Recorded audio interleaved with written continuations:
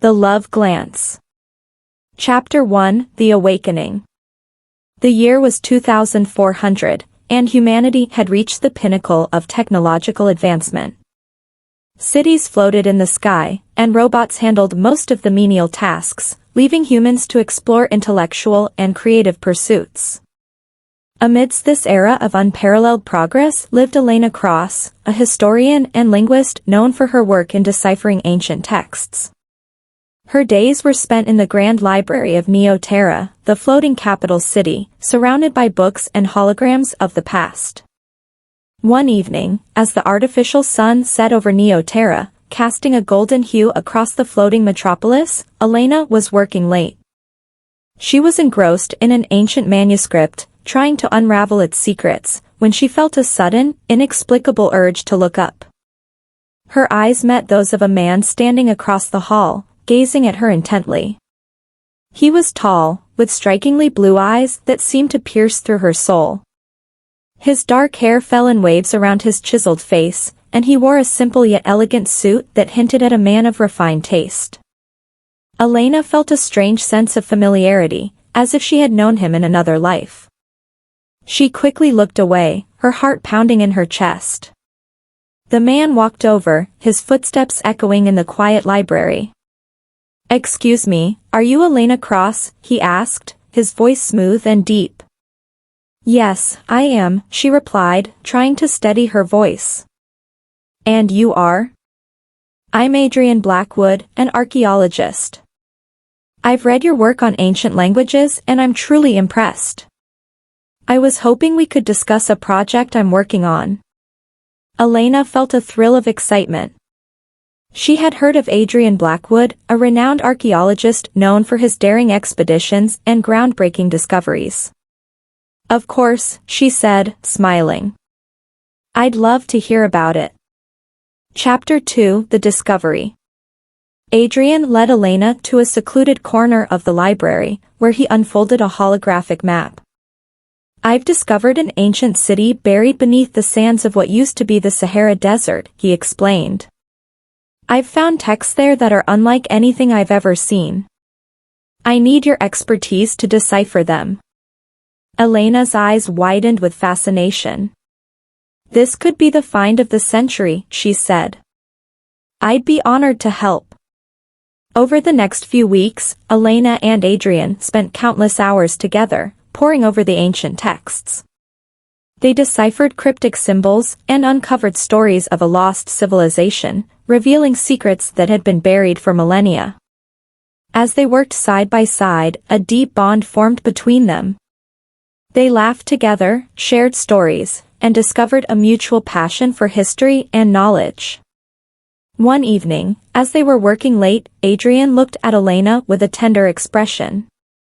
"Elena, there's something I've been wanting to tell you," he began, hesitating.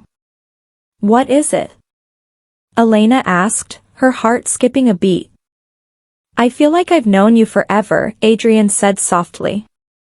"From the moment I saw you, I felt a connection, something I've never felt before." Elena's breath caught in her throat.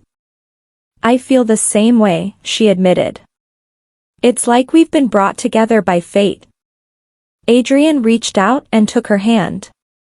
"Elena, I think I'm falling in love with you." Tears welled up in Elena's eyes as she squeezed his hand.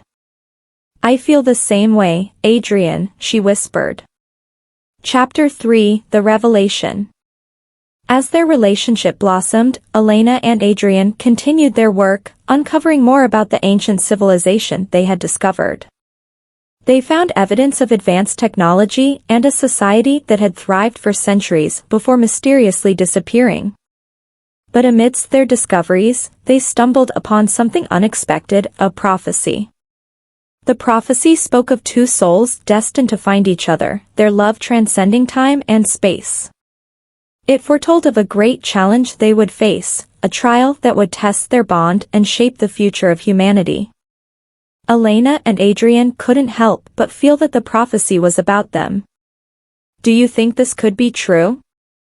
Elena asked, her voice trembling. "I don't know," Adrian replied. But it feels like everything we've found has led us to this moment. Their suspicions were confirmed when they found a hidden chamber deep within the ruins of the ancient city. Inside, they discovered a pair of artifacts, two intricately carved amulets that seemed to glow with an otherworldly light. As they held the amulets, a wave of energy surged through them, and they were transported to a realm beyond their understanding. They found themselves standing in a vast, ethereal landscape, surrounded by shimmering lights and strange, otherworldly beings. One of the beings, a majestic figure made of pure light, spoke to them in a voice that resonated within their minds. "You are the chosen ones," the being said. "Your love has transcended time and space. You must face the trials and prove your bond, for only then can you fulfill the prophecy and save your world."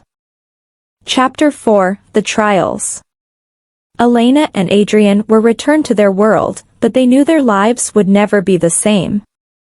They had been given a mission, and they were determined to see it through. The first trial came in the form of a great storm that threatened to destroy Neoterra. The storm was unlike anything humanity had ever seen, with winds strong enough to tear buildings apart and lightning that scorched the earth. Adrian and Elena knew they had to act quickly. Using the knowledge they had gained from the ancient texts, they devised a plan to stabilize the city's energy core, which was the only thing keeping Neoterra afloat. It was a dangerous task, but they faced it together, their love giving them strength and courage. As they worked to stabilize the core, they encountered numerous challenges. The storm raged around them, and they had to navigate through collapsing structures and treacherous terrain. But through it all, they never lost faith in each other. Their love was a beacon of hope, guiding them through the darkest moments. Finally, after hours of grueling work, they succeeded in stabilizing the core. The storm began to dissipate, and the city was saved. The people of Neoterra celebrated their heroes, but Elena and Adrian knew their journey was far from over. They had passed the first trial, but more challenges awaited them. Chapter 5: The Betrayal. As they prepared for the next trial, Elena and Adrian encountered a new obstacle: betrayal from within. A rival historian, jealous of their success, sought to sabotage their efforts. He spread lies and rumors, turning people against them and casting doubt on their findings. Elena and Adrian were heartbroken by the betrayal, but they refused to give up. They continued their work, determined to uncover the truth and fulfill the prophecy. But the rival historian's actions had sown seeds of doubt, and they faced increasing opposition. One night, as they were working late, Elena discovered a hidden message in one of the ancient texts.